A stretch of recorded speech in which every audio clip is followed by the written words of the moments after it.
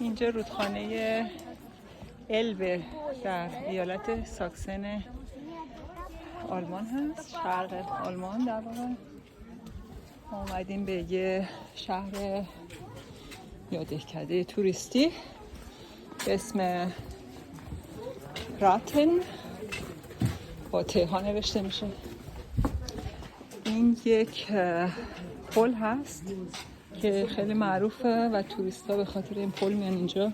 پل قدیمیه، قدمتش رو دقیق نمیدونم، ولی منظری که از روی این پل میبینید یک چیزیه که هیچ جا نمیبینید. نگاه کنید، مثل ستونهای سنگی وسط جنگل.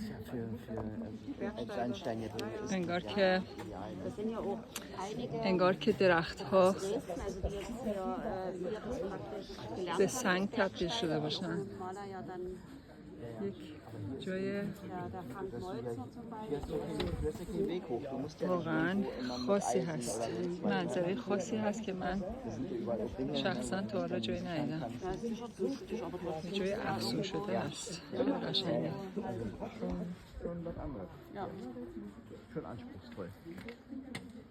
Du musst schon Armkraft haben, um dich da hochzuziehen.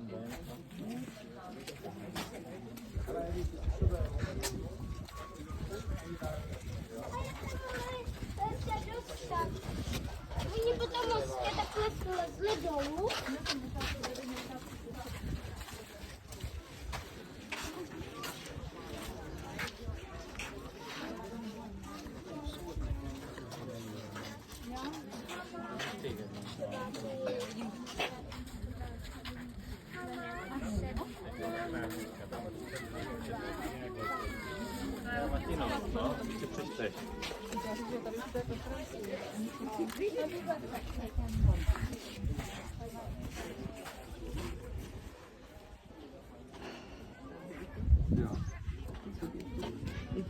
این همین پله هست که بهش میگن باستای بروکه.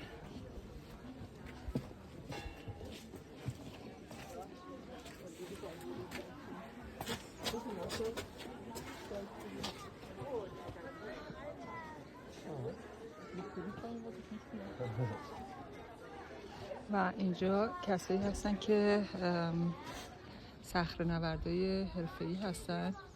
البته امروز من چیزی نمیبینم، ولی یه دفعه دیگه 7-8 سال پیش اومده بودیم اینجا. از این ستونا بالا میرفتن، نمیدونم چجوری، بدون تناب، بدون هیچ.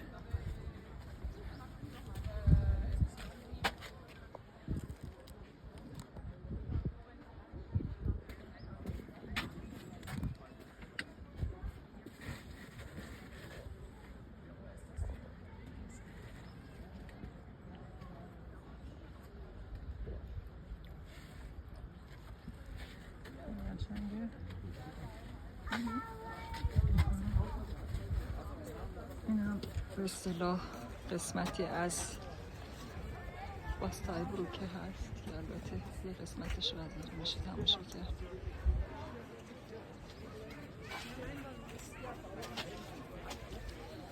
و یه قسمتش هم این باره.